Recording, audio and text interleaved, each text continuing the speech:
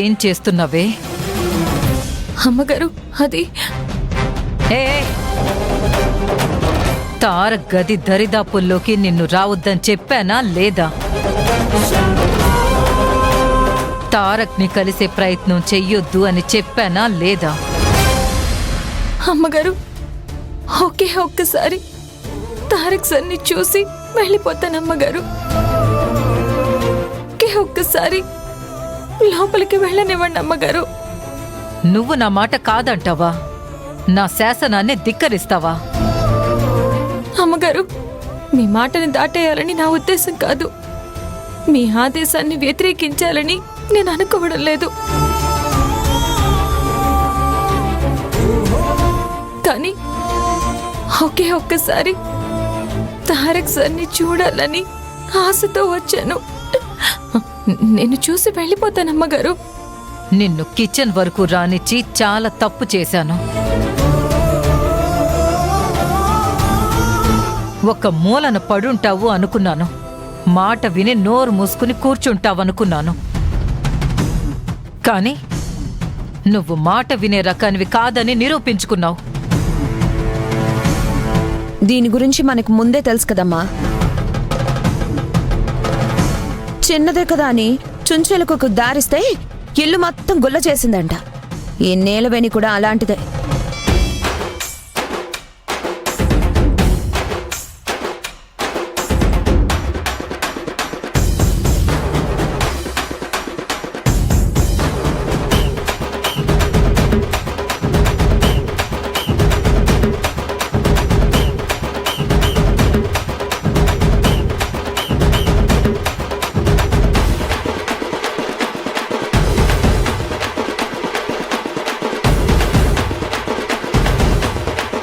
అక్కడ ఒక కాంచన, ఇక్కడ ఒక కాంచన. ఇద్దరు కాంచనలు ఉన్నారేంటి? లేదా నాకు ఒకరే ఇద్దరులా కనిపిస్తున్నారా?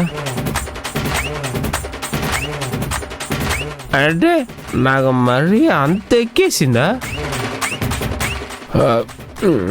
కాంచన,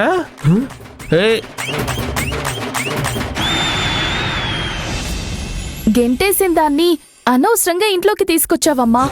వాకిట్లో కూర్చొని అదే దాని పుట్టింటికెళ్లేది. జాలి చూపించి లోపలికి రప్పించినందుకే ఇప్పుడింత గోల చేస్తుంది. అమ్మగారు మీరేమన్నా పడతాను, ఏం చేసినా భరిస్తాను. కానీ ఒక్కసారి తారక్ సార్తో మాట్లాడనివ్వండి అమ్మగారు. అసలు నువ్వు ఈ ఇంట్లో ఉన్నావనే సంగతే వాడికి తెలీదు. నువ్వేంటి వాడి కళ్ళకు కనిపిస్తాను, వాడితో మాట్లాడొస్తానని మాకు హరికథలు చెప్తున్నావు? అమ్మగారు ఒక్కసారి లోపలికి వెళ్ళనివ్వండి అమ్మా. కావాలంటే మీ కాళ్ళు పట్టుకుంటాను.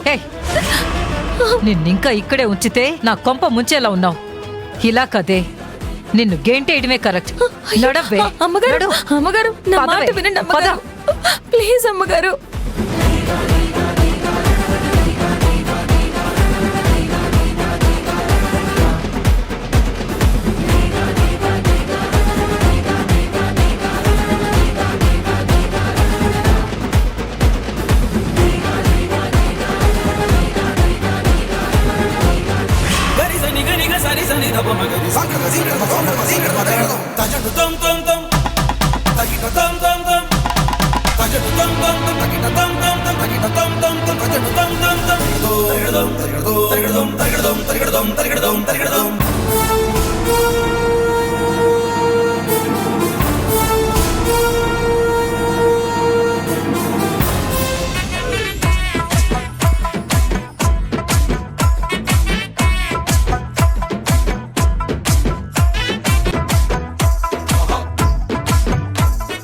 అక్కడుందేమో కాంచన.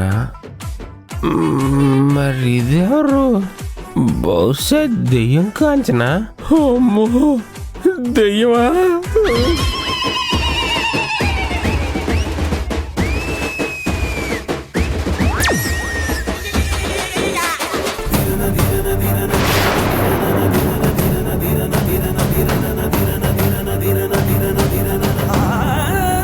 ఇంకొక్కసారి ఈ గడప దాటి ఇంట్లోకి అడుగు పెట్టావా నీ కాళ్ళు విరగ్గొడతాను. పోనీలే అని కిచెన్ దాకా రమ్మని పర్మిషన్ ఇస్తే తారక్ రూమ్లోనే దూరడానికి ప్రయత్నిస్తావా? పో ఇక్కడి నుంచి.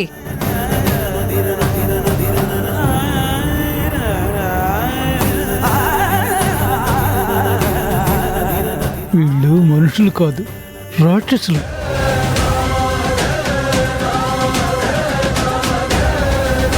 హేయ్, డోరేయండి.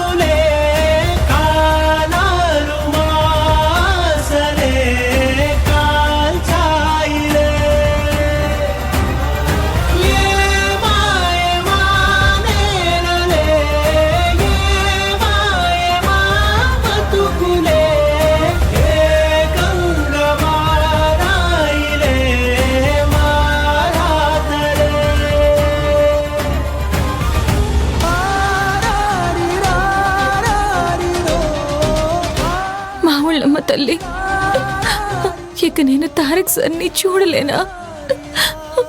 తారక్ సార్ని కలుసుకోలేనా? ఆయన్ని కలుసుకోవడానికి ఎందుకమ్మా నాకు ఎన్ని పరీక్షలు పెడుతున్నావు?